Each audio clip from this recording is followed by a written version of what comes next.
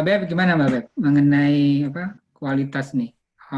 Ya, Saya eh, saya ingat Mbak Rika sering pernah cerita tentang apa virtual lab dan kelemahannya dan lain sebagainya itu. ya. Jadi apa yang Profesor Syukri bilang itu banyak betulnya. Jadi kalau terutama untuk kelas-kelas yang introductory ya, di mana kita memperkenalkan, oke ini loh, gimana, kayak measurement misalkan. Kita ngasih lab measurement, gimana caranya kita, oke kita harus melihat kalau untuk mengukur pipette, misalkan pipetting itu kita harus lihat the bottom of the meniscus harus touching the line. Itu gimana kalau kita ngelakuinnya secara online? Di online kita cuma Mm-mm. dia nunjukin online, tapi kan kalau misalkan oh salah, kelebihan atau kekurangan, kalau misalkan in real lab itu kan kita practice skillnya. Itu yang nggak bisa diperoleh kalau apa labnya itu juga dijadikan virtual. Kalau untuk misalkan kalau untuk konsep-konsep gitu ya, untuk konsep itu masih bisa dilakukan online ya. Tapi kalau untuk aplikasi konsep itu ke praktikalnya itu nggak bisa dilakukan online. Jadi memang ada beberapa lab yang mungkin bisa dilakukan online, tapi kalau untuk yang misalkan untuk lab organik itu dia harus bikin setting destilasi. Gimana secara online? Kita cuma klik-klik-klik aja. Saya sempat dapat komplain waktu itu. Jadi salah satu murid saya bilang, kebetulan ini kelas analytical chemistry ya. Jadi yang kelasnya itu sebetulnya bobot praktikumnya itu 50%. Tapi karena tiba-tiba harus jadi online, semuanya virtual. Jadi untuk misalkan analisa menggunakan spektrofotometer, jadi bikin larutannya juga cuma klik button aja. Jadi ada satu murid yang bilang, wah nilai saya ditentukan dari kemampuan saya ngeklik button. Jadi seperti main video game. Itu nggak ada. Jadi untuk yang kayak misalkan apa konsepnya mereka paham, tapi untuk mengaplikasikan konsep itu ke realnya itu mereka nggak bisa gitu. Jadi itu yang Mm-mm. besar. Jadi yang dan menurut saya untuk terutama laboratorium ya itu nggak bisa semuanya dirubah menjadi online atau virtual atau daring ini. Jadi ada beberapa hal yang memang harus dilakukan hands on. Misalkan untuk Mm. measurement, untuk sintesis, dan terutama kalau misalkan kita kerja di lab, safety practice-nya itu nggak ada kalau di secara online. Jadi ya misalkan, oh nyalakan Bunsen burner, tinggal klik aja, nyala sendiri Bunsen burnernya. Sedangkan Mm. kalau kita di lab, kita harus betul-betul memperhatikan, oke, larutannya apa yang mau saya pakai gitu, Pak. Bisa nggak kita pakai Bunsen burner, flammability atau apa flammable atau enggak larutan yang mau kita panaskan kayak gitu loh. Jadi Mm. awareness untuk ke arah safety-nya itu jadi berkurang drastis kalau bekerjanya dengan semuanya dirubah jadi online. Sedangkan pada kenyataannya kalau misalkan kita kerja di lab nggak bisa semuanya dilakukan online. Jadi memang betul-betul mungkin ada beberapa laboratorium yang bisa dilakukan secara online, secara virtual, tapi ada laboratorium-laboratorium tertentu yang memang betul-betul harus dilakukan di lab secara real. Itu ada contoh-contoh lab nggak yang virtual lab yang mungkin Virtual. uh, Kebetulan yang saya pakai waktu kemarin karena transisi itu ya, saya lihat dari American Chemical Society website.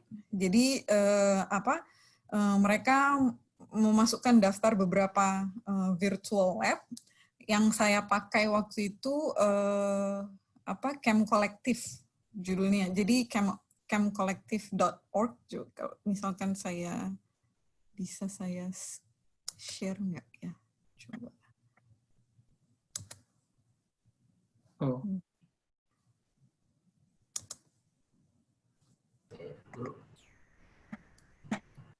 Jadi coba ini share screen 2.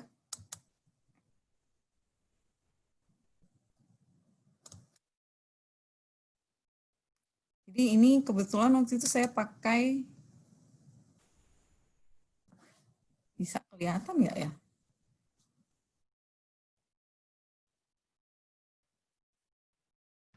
Kelihatan, Bev? Tapi nggak aktif.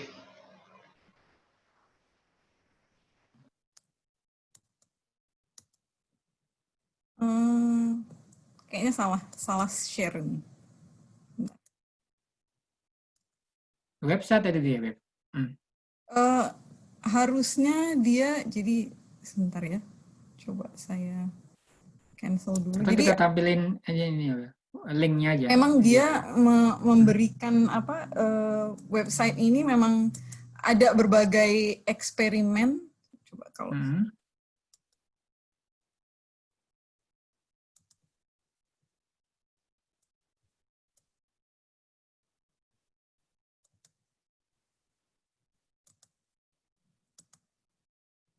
mungkin sekarang udah bisa ya.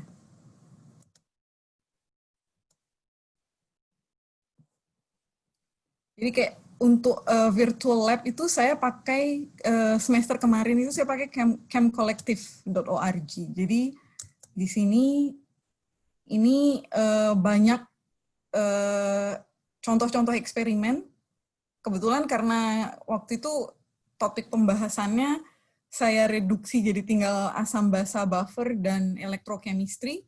Jadi saya cuma memilih eksperimen yang ada di sini yang ada auto-graded problems-nya. Jadi misalnya acid base chemistry. Jadi ada unknown weak acid problems. Misalkan kita ini jadi ibaratnya ini workbench kita. Terus misalkan untuk kita dikasih satu acid unknown, gimana caranya determine acid ini apa dan berapa konsentrasinya, berapa pKa-nya misalkan. Jadi itu betul-betul, dan ini nggak ada guidance-nya sama sekali, cuma betul-betul cuma begini aja, jadi betul-betul caranya gimana ini gitu loh.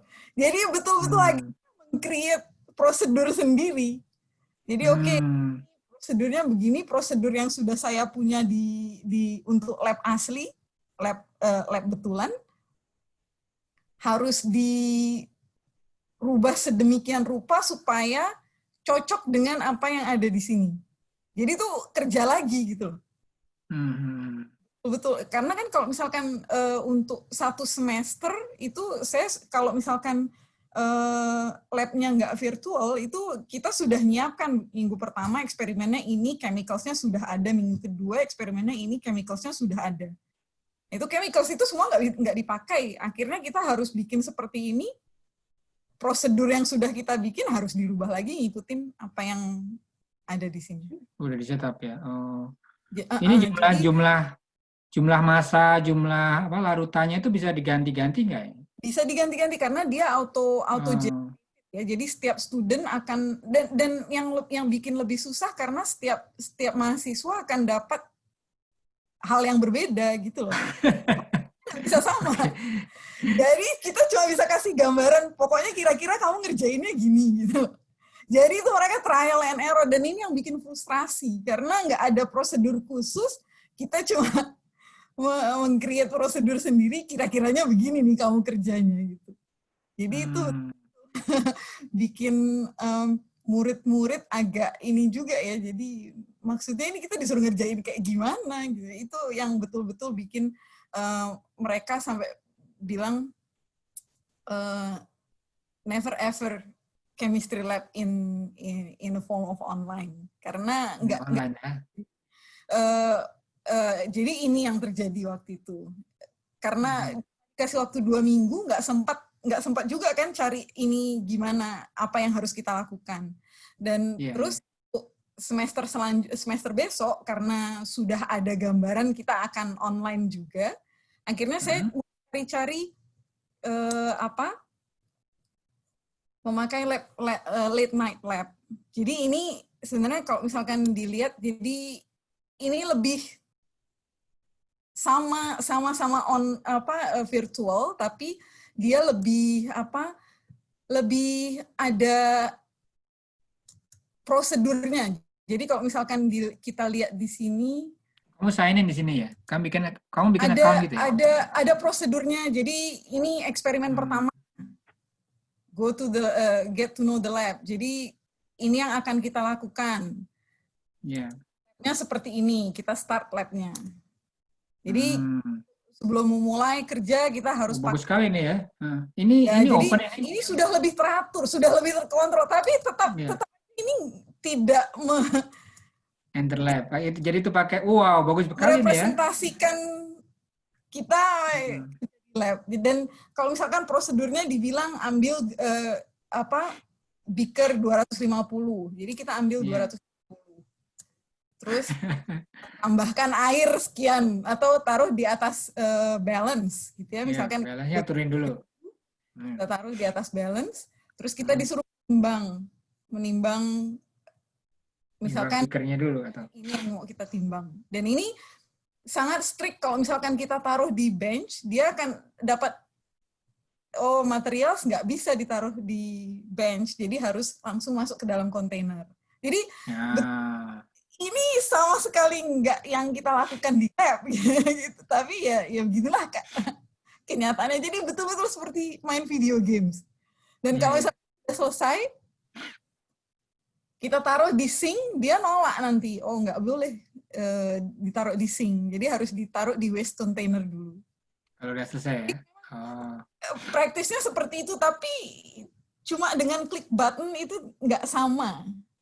Feel untuk sama seperti kayak misalkan kita mau memasak ya, tapi kita cuma nonton YouTube aja. Oh, saya bisa bikin ini. Pas kenyataannya belum tentu bisa begitu.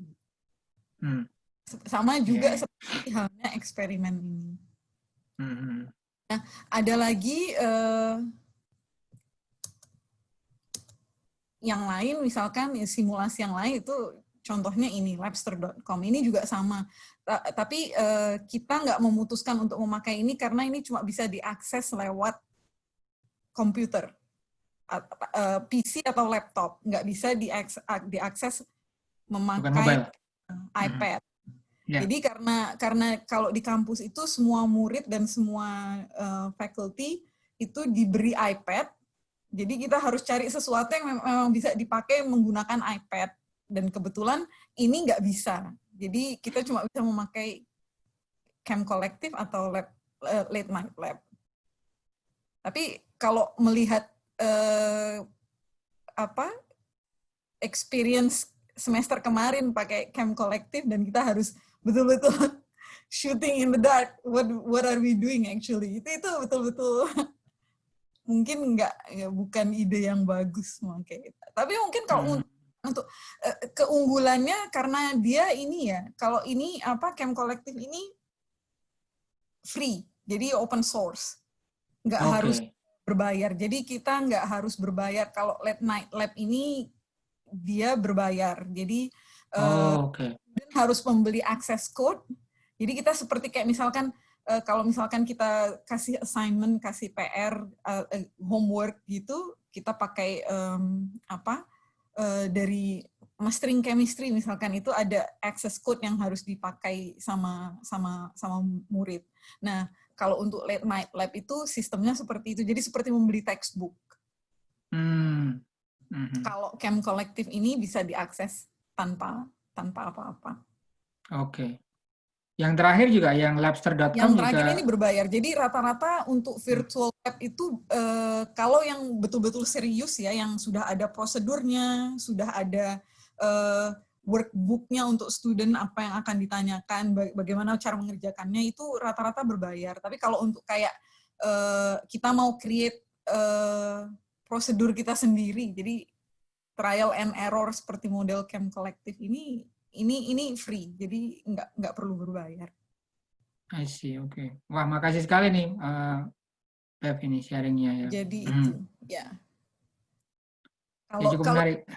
Dan Tapi untuk apa artinya pemahaman mendasar mungkin masih bisa dilakukan ya kalau untuk kalau pemahaman untuk misalnya. pemahaman, jadi kayak misalkan untuk konsep itu nggak berbeda sebetulnya, baik diberikan secara face to face ataupun secara online. Jadi konsep itu tetap sama karena kan kalau misalkan pembelajaran di kelas, kita bisa langsung melihat ekspresi murid.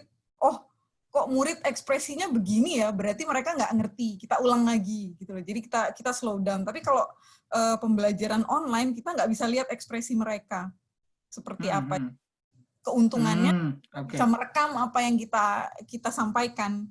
Jadi nanti murid bisa mereview lagi gitu loh. Tapi konsepnya itu nggak berubah. Cuma kalau untuk skill itu berbeda jauh antara online dengan real lab. Jadi itu yang sulit yang jadi merupakan sebuah tantangan untuk membuat lab ini virtual atau daring. Walaupun konsepnya itu sama, tapi secara skill itu nggak sama. Betul. Dan terutama kalau untuk chemistry ya, yang diperlukan itu adalah skill-nya, bukan cuma konsepnya gitu loh. Konsep, gimana kita mengaplikasikan konsep itu di real life, dan untuk mengaplikasikan konsep itu kita perlu skill, dan itu yang nggak bisa diperoleh secara penuh kalau harus dilakukan online. Jadi untuk fall ini gimana, Beb, rencananya? Kalau kan untuk fall, kita dari sini kan kesimpulannya berarti kan sangat berat ya. Kalau untuk virtual mungkin learning outcome kan nggak akan tercapai ya secara optimum. Betul. Jadi kebetulan kita metode yang akan kita pakai untuk fall itu adalah hybrid. Jadi kita ada tatap muka sampai Thanksgiving. Jadi kita mulai akhir Agustus, itu tatap muka sampai Thanksgiving. Jadi kita nggak ada fall break. Jadi sebelum Thanksgiving, kalau misalkan ada eksperimen yang harus dilakukan, ya sebelum Thanksgiving. Jadi setelah Thanksgiving, itu nggak ada lagi yang kembali ke kampus. Jadi semuanya setelah Thanksgiving break. Jadi, karena ada kesempatan kita di kampus ya, jadi saya berpikir semua yang bisa dilakukan online itu dilakukan nanti. Jadi kayak misalkan untuk eksperimen yang harus collect data, dan biasanya itu kan kalau misal terutama untuk yang upper level chemistry ya, kalau collect data terus kemudian setelah collect data minggu selanjutnya itu kita analisa data yang diperoleh. Nah, jadi saya berpikir mungkin kalau untuk semester yang akan datang nggak akan ada itu analisa. Jadi semua collect data aja, analisanya nanti kalau kita bisa melakukan online. Tapi pada saat mereka data koleksi itu harus direkam. Jadi kalau misalkan pada saat kita melakukan analisis, mereka bisa lihat lagi rekamannya waktu itu kita ngapain aja ya, ngelakuinnya apa aja ya. Jadi tetap ada untuk reminder mereka, oh kita waktu itu ngelakuinnya ini begini. Jadi yang kita analisa itu sebenarnya data yang kita peroleh itu begini karena kita waktu itu ngelakuinnya seperti itu. Jadi kamu saranin untuk direkam gitu ya, mungkin waktu selama. Iya, jadi pada waktu data koleksi data itu direkam jadi pada saat nanti kalau misalkan kita harus ada diskusi, mereka bisa mereview lagi apa yang mereka. Itu that's a good idea. Jadi itu yang ada karena ya seperti yang tadi Profesor Syukri bilang, profesor-profesornya juga jadi harus terpaksa jadi kreatif dengan sendirinya. Betul. Gitu. Jadi harus dicari cara.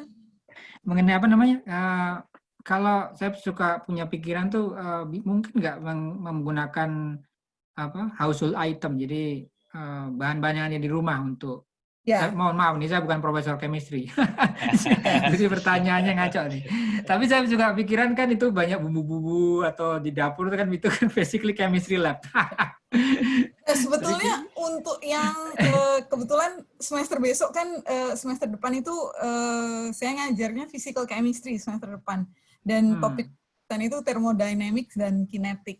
Nah jadi saya sudah mungkin kalau untuk kinetics kita bisa pakai kayak kalau di sini itu kan orang suka bikin chilies ya, dan kalau bikin chilies itu kan beans. Jadi saya mikir Kacang-kacangan ya. beans ini kalau direndam di air, jadi kecepatan absorb waternya itu kalau misalkan airnya dirubah konsentrasinya, gimana kinetikanya seperti apa, atau misalkan pakai apel, berapa cepat teroksidasi apel jenis ini, jadi pakai berapa jenis apel. Tapi ya mungkin itu bisa dilakukan di rumah kalau semua murid itu punya peralatan yang setidaknya punya balance, kan, punya timbangan. Iya, betul. Nggak semua orang punya timbangan. Apalagi yang bisa mengukur sampai akurasinya misalkan 0.01. Iya, betul. Itu kan sulit kayak gitu. Tapi tetap ada, tapi bukan berarti itu tidak mungkin. Ada beberapa yang bisa kita lakukan. Kendala tertentu. Baik, wah ini waktunya udah hampir habis nih. Mohon maaf.